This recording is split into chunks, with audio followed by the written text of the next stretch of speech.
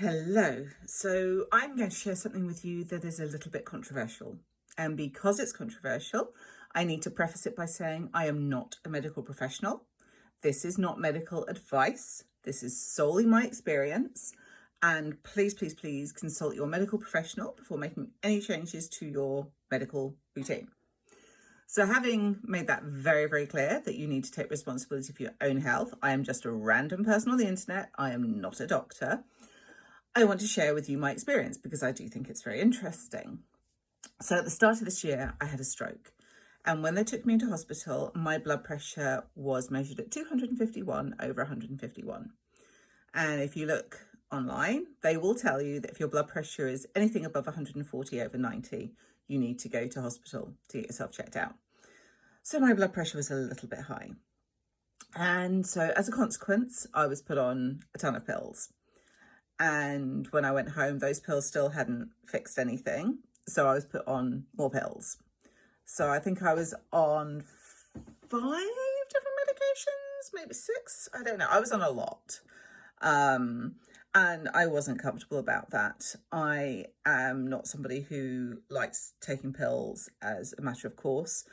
The notion of being on pills for the rest of my life did not sit well with me because I do not believe that under normal circumstances, a human being needs pills to keep them alive. If you need pills to keep you alive, this is not me saying that you're wrong or it's a bad thing or anything like that. Please, please, please do what you need to do. But I just don't feel that, I was an otherwise fit 50-year-old woman. I don't need to be on pills for the rest of my life.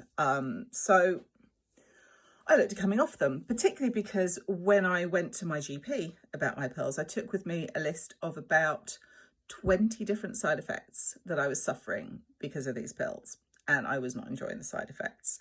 And I read an article recently that actually says a very significant number of people stop taking their pills because of side effects and pills that you are apparently meant to be on for life, including statins. Well, the statins were the first thing to go. And I was very open about this with my doctor. I've spoken about this with the consultant, so everybody knows that that's what I've done. And we've talked about alternatives and everything else. I'm not taking any other pills as an alternative at this moment in time. I am gradually taking fewer and fewer. So we looked at the pills that would have the most side effects and just gradually started cutting them down based on that. I've not eliminated all of my side effects yet, but we've managed to get rid of a lot. And so now I'm down to 1 blood pressure medication and 1 blood thinner. And I'll be working on getting rid of those in the not too distant future. And what I found really interesting was that the last one that I dropped, we've always struggled to get my diastolic pressure below 80. The diastolic number is the lower number on your blood pressure. And my GP told me that they would really like it if it was below 80. And that just never really happened. It was always hovering around about slightly 80. On a bad day, it would be 86. It could be about 82. It just wasn't going down. And I happened to run out of one of my pills. It was a bank holiday weekend. I couldn't get any anytime soon. So I thought, well, if I've run out, I might as well just stop. I can always take more if this is actually going to cause me a problem. Now, one thing is that you shouldn't just stop pills without gradually cutting back. So as I say, I've been doing this under the supervision of my medical professional. But yeah, so I decided to stop taking that one and see what happened. And it was really interesting because we've spent all this time, with my blood pressure just not going down with these apparent wonder drugs. I stopped taking the pill and now my blood pressure is better than it has ever been.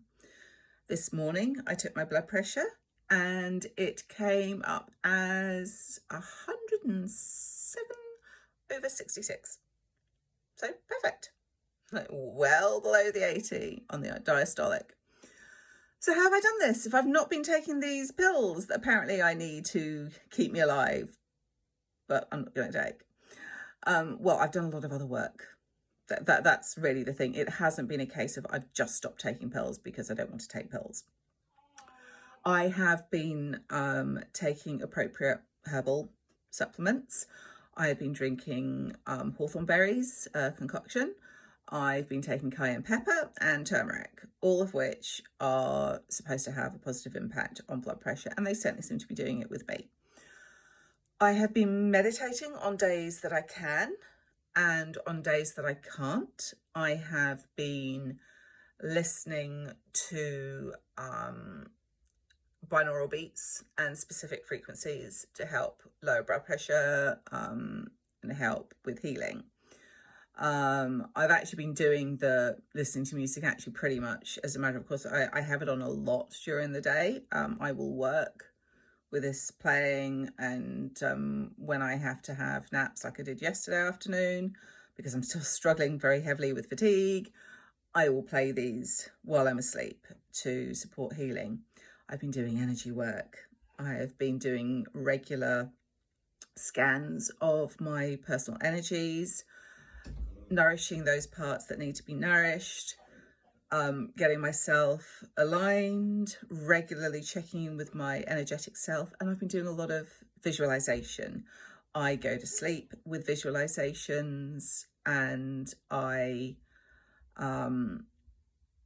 make sure that I have an image of how I want to be, how I want to feel at forefront of my mind, particularly as I'm falling asleep.